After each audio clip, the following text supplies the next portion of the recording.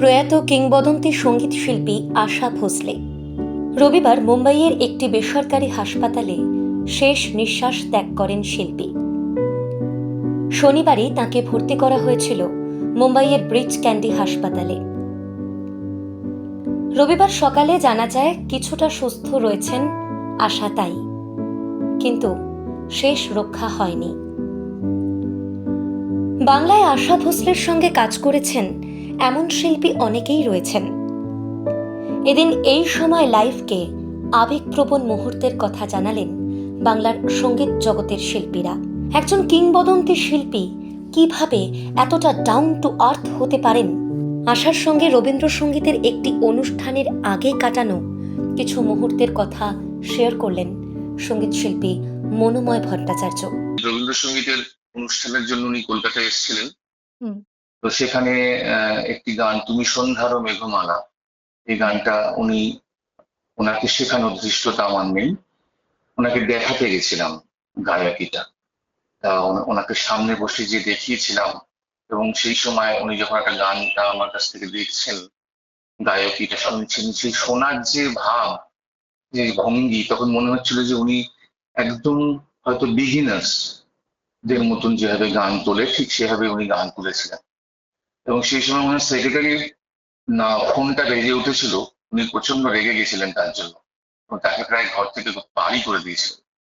এই যে সিনসিয়ারিটি সঙ্গীতের প্রতি, সেটা তার কাছ থেকে শেখা।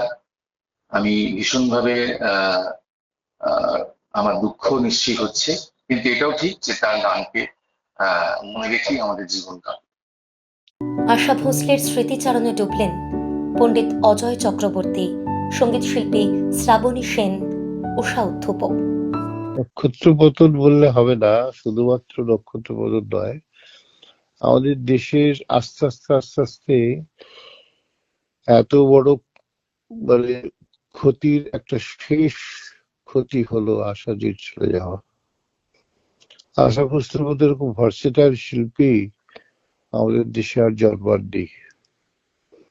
ধ্রুপদ, খেয়াল, এই দুটো বিষয় ছাড়া অন্য যে কোনো গানে তার মধ্যে এরকম রত্ন, সত্যিকারের ভারতের রত্ন, ভারত রত্ন, এরকম শিল্পী আমাদের দেশে আর জন্মার নেই। একটাই কথা খালি বলবো যে ওনার গানগুলো যেন একটা মিউজিয়ামে রেখে সেগুলো নিয়ে রিসার্চ করা হয়। শুধু উনি চলে গেলে দুঃখ প্রকাশ করলে কোনো লাভ নেই। আজকের দিনে যারা গান শোনে, গান শেখে, গান গাইতে চায়, তাদের উদাহরণ বলতে গেলে একজন শিল্পী বেঁচে ছিলেন, তার নাম আশা ভোসলে। তো ওনার গান শুনেই তো আমরা বড় হয়েছি সবাই।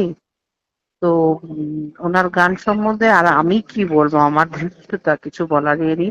একটা সৌভাগ্য হয়েছিল, এখানে পঞ্চকন্যা বলে একটা অনুষ্ঠান হতো নজরুল মঞ্চ, এটা কোথায়, সায়েন্স সিটিতে।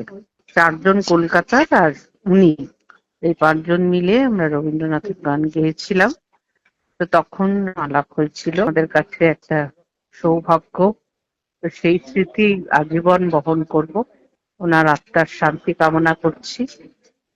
উনি যেখানে আছেন ভালো থাকুন, আমাদের সকলকে আশীর্বাদ করুন।